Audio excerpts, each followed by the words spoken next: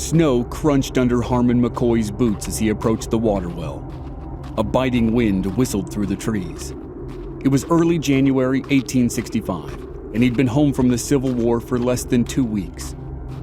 Harman had followed his older brother Randolph into the fight. Here in eastern Kentucky, most men fought for the Confederacy. Randolph McCoy was one of them, but Harman McCoy was not. Harman went against the grain and fought for the Union. Harman had been discharged about 2 weeks ago, right before Christmas, but the war had followed him home. He was warned there would be hell to pay for his service to the Union, but he ignored the warning. He was 6'3", and he didn't scare easy, especially after a year of combat. Now he was home at his cabin with his wife Patty and their 5 children. He walked out of his home and tramped toward the well with a bucket in one hand.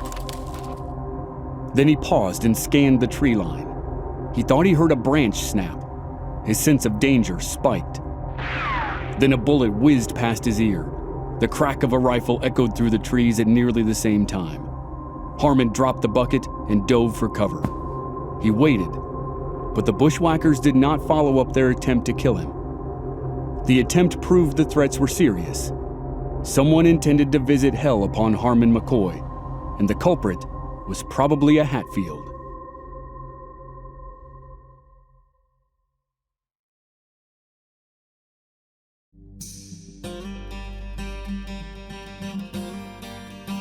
From Black Barrel Media, this is Infamous America. I'm your host, Chris Wimmer, and this is a 6-part series on the most infamous family feud in American history, the Hatfields and McCoys. It certainly wasn't the only feud in American history, and it wasn't even the bloodiest, but it captured the nation's attention like no other, and it's evolved into legend like no other. Like all good legends, it's full of fact, fiction, rumor, speculation, and innuendo. We'll tell the true story to the best of our abilities. So here it is, Episode 1, Blood Feud.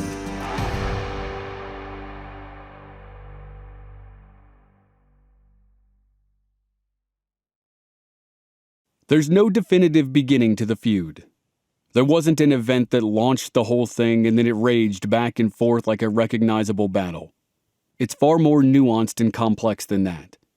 It was rooted in the land and the times and the people, and those things changed throughout the second half of the 1800s. And the label, The Feud, is deceiving. It can't be thought of as a singular, definable thing. It was a series of events that often ended in tragedy, and nearly all were sensationalized like crazy by the newspapers of the day. But it's an American legend, without a doubt. The Tug River Valley is in the heart of Appalachia. Like all areas of America, it was originally inhabited by Native American tribes, but they were pushed out by Anglo settlers. Many of those were of rugged stock from Scotland and Ireland. They brought their dialect and their music and their sense of kinship and clanship. The Tug River is an offshoot of the Big Sandy River, and it cuts through land that is now the states of Kentucky and West Virginia. But West Virginia was a designation that didn't happen until halfway through the Civil War.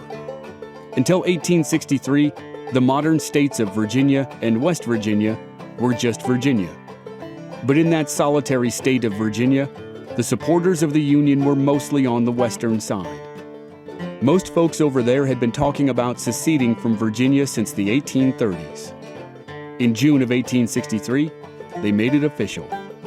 The state of West Virginia entered the Union, and on the surface, it supported the northern side of the Civil War. But like many states, there was conflict within its borders. It was similar to Missouri in that it raised military units that supported both sides of the fight. So that was the general situation on the eastern side of the Tug River. On the western side, the state of Kentucky was in a similar scenario. It tried to remain neutral early in the war, but it eventually entered on the side of the Union. As a border state, its ground was hotly contested, and like West Virginia, the men of Kentucky formed units that fought on both sides of the war. Union General Ulysses S. Grant won his first major battle at Fort Donelson in northern Tennessee. The battle forced the Confederacy to give up control of southern Kentucky. Grant told the Confederates in the fort that he would accept no terms except unconditional surrender. Afterward, people thought they knew what the U.S. in U.S. Grant stood for when he signed his name. But the families in the Feud story drifted into the region long before U.S. Grant was born, and long before a civil war tore the country apart. When the Hatfields and McCoys arrived in the Tug River Valley, the country had only been a country for a generation. It was still grammatically referred to as a collection of states. The United States are, instead of a single body like we say today. The United States is. In the early 1800s, the Hatfields and McCoys moved into the hills and hollers and woods of southern Appalachia. 2 generations later, their descendants engaged in a fight that spanned decades and earned them everlasting infamy.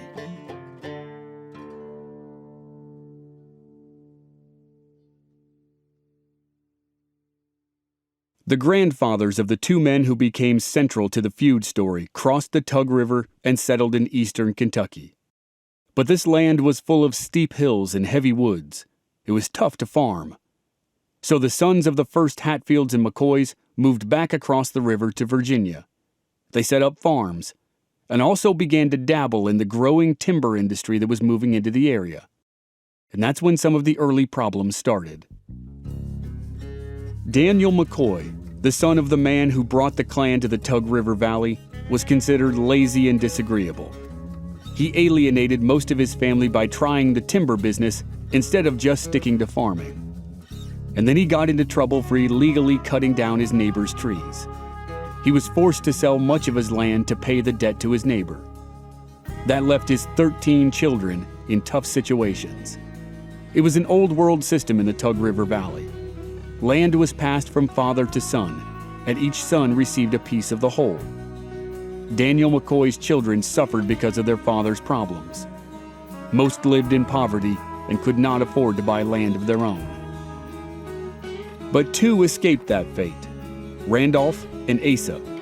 They both married young ladies who inherited land in Kentucky from their fathers. Randolph came to be called Old Rannall, and Asa was known by his middle name, Harman.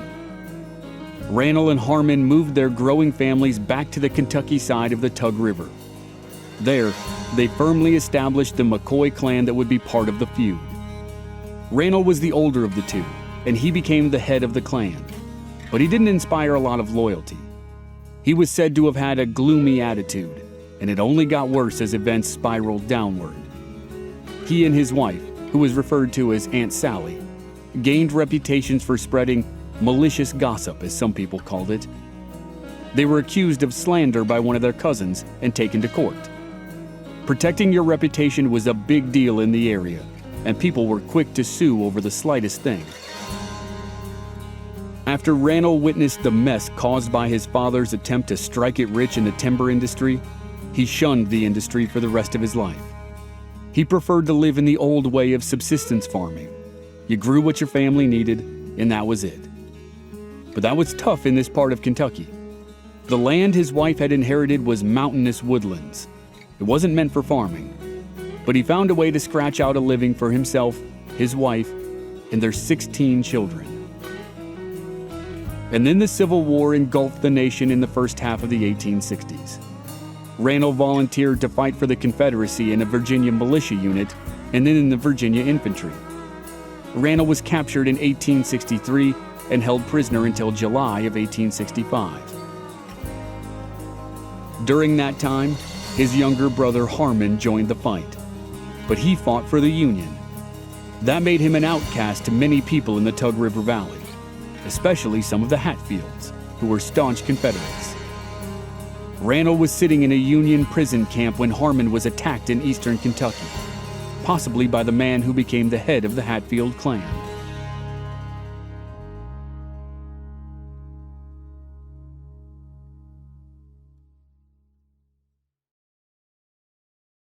William Anderson Hatfield's clan followed some of the same roads as Rannall McCoy's clan, but the 2 men had very different personal journeys. Like Rannall, Anderson's grandfather moved his family from western Virginia to eastern Kentucky. Also like Rannall, Anderson's father moved his own family back to Virginia. And that's where Anderson's branch of the Hatfield clan remained. Though it's important to remember that both families moved back and forth. They intermingled and intermarried. The Tug River was not a firm dividing line. The McCoys were mostly on the Kentucky side, and the Hatfields were mostly on the Virginia side, soon to be the West Virginia side, but it wasn't a hard and fast rule. While there were some similarities in the early stages of the Hatfield and McCoy clans, the differences became stark with Ranel's father and Anderson's father. Ranel's father lost his land and left the family destitute. Anderson's father was a respected man in Logan County, Virginia, and he became the justice of the peace. Ranel didn't like the timber industry that made profits by cutting down the trees in the area, but Anderson embraced it. Ranel stuck to his own land and farmed what he could. Anderson constantly acquired more land for his various enterprises, and not all of these acquisitions were honest. But the business that really made a name for the Hatfields and made them some serious money was the whiskey business. The Hatfields were known throughout the area on both sides of the Tug River for their Applejack moonshine whiskey. Sometimes their business ran afoul of the law, and when it did, they paid fines or appeared in court. But on the whole, it was their most profitable venture, until the timber industry really picked up after the Civil War. In the years that led up to the war, Anderson was appointed deputy sheriff of Logan County. He and his brothers secured land for a school and built the structure and hired a school teacher. But all these things didn't mean Anderson was a choir boy. When Civil War erupted in 1861, he joined a militia company in the Confederate Army. 2 years later, the western portion of Virginia formed its own state called West Virginia, and it was loyal to the Union. Anderson's family now lived in a Union state. He left the Confederate Army and returned home to form a guerrilla outfit called the Logan County Wildcats. They were an unofficial unit that protected Confederate sympathizers. Anderson gained a reputation as a ruthless leader during the war, and the experience only enhanced the status he'd achieved before the war. It was entirely possible that he became the captain of the Logan County Wildcats, while everyone called him Devil Anse Hatfield. Anse was an abbreviation of his middle name, Anderson, and there are several stories about how Devil was added to the front. In one, his mother claimed he'd fought a mountain lion, and that he wasn't afraid of the devil himself. In another, Anderson had an even-tempered cousin nicknamed Preacher Anse, so the more hot-tempered Anderson had been nicknamed Devil Anse. Devil Anse was a great marksman and rider, and legend has it that he used to train bear cubs. One story said that he was out hunting when he was 15 years old, and he found a bear cub. He didn't have any bullets left in his gun, so he kicked the stuffings out of the bear. The bear climbed 30 feet up into a tree to escape young Anderson. Anderson waited all night, and the next day, and the next night for the bear to come down.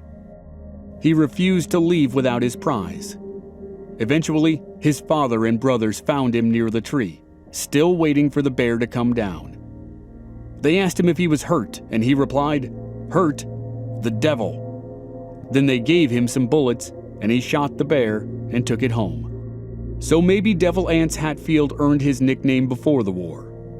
Maybe he earned it during the war. And maybe he earned it during the bloody years of the feud. But many claim it was his guerrilla outfit, the Logan County Wildcats, that brought hell to Harman McCoy in January of 1865.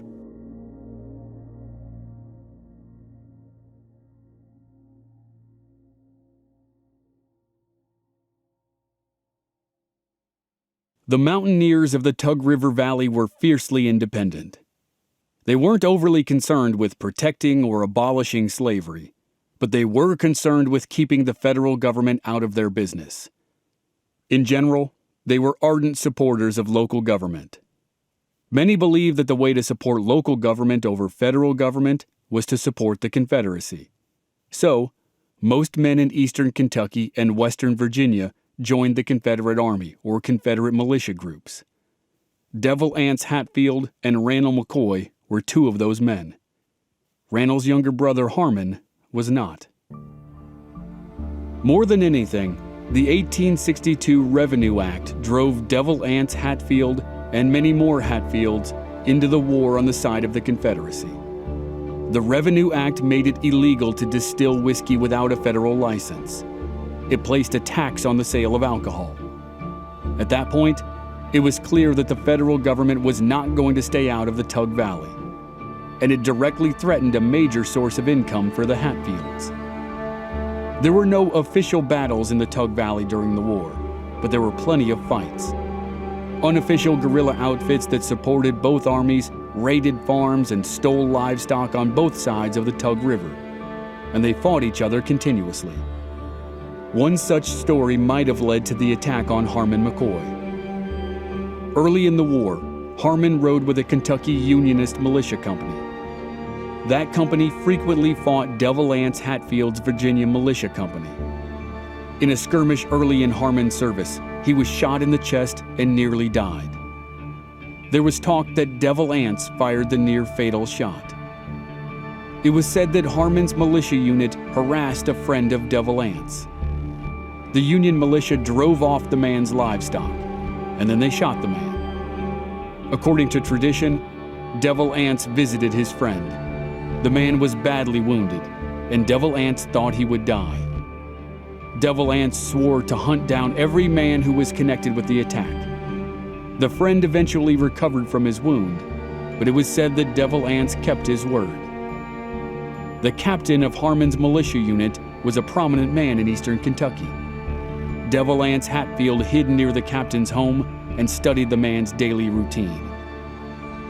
One morning, the captain walked outside to relieve himself, and Devil Anse shot him dead. Like many episodes in the Feud saga, it's impossible to know the full truth of the attack on the militia captain, just like it's impossible to know the full truth of the upcoming attack on Harman McCoy. Maybe Devil Anse had a hit list. Maybe Harman was targeted simply because he fought for the Union. It was a sad fact of the war that families fought families and friends fought friends. A Union staff officer wrote about the region of southern Appalachia in 1862, before the major bloodshed began. His words were prophetic. He said, "Men who for years were neighbors now hunt one another. Men will bear the old grudge toward each other. The bitter gall of hatred will still course in their veins, and feudal flames will yet be unquenched."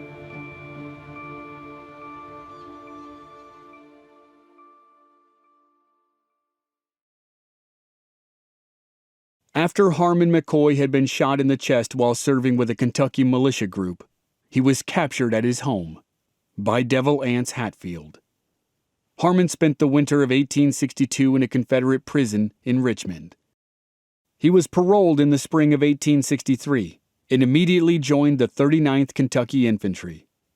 His service in the infantry ended on Christmas Eve, 1864.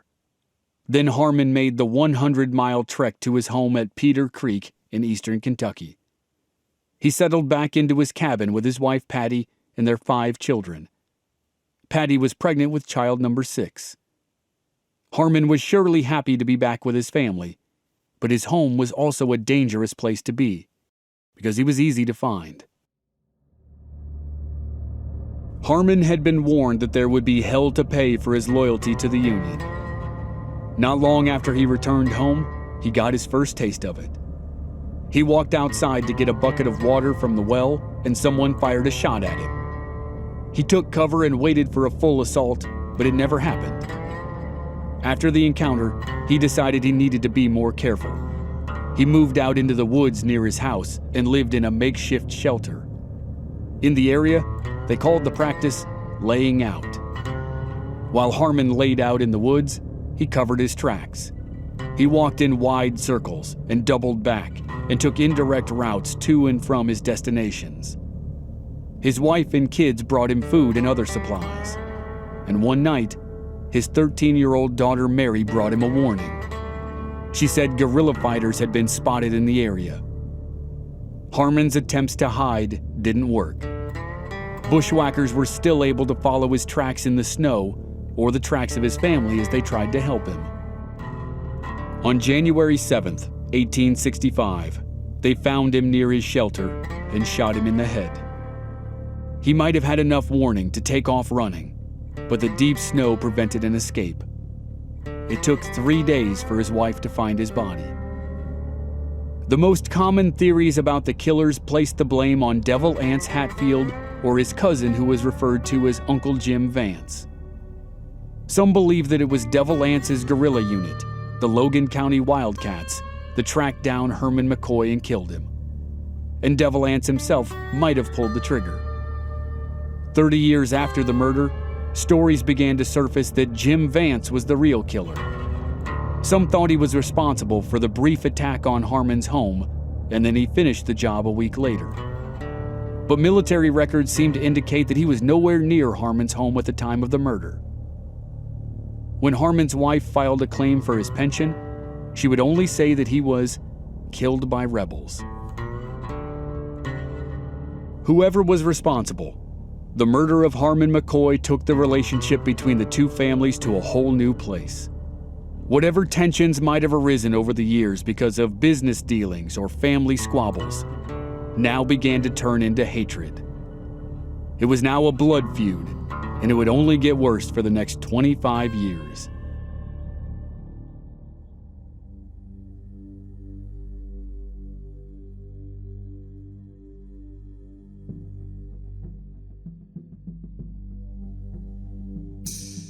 Next time on Infamous America, a bizarre moment takes center stage.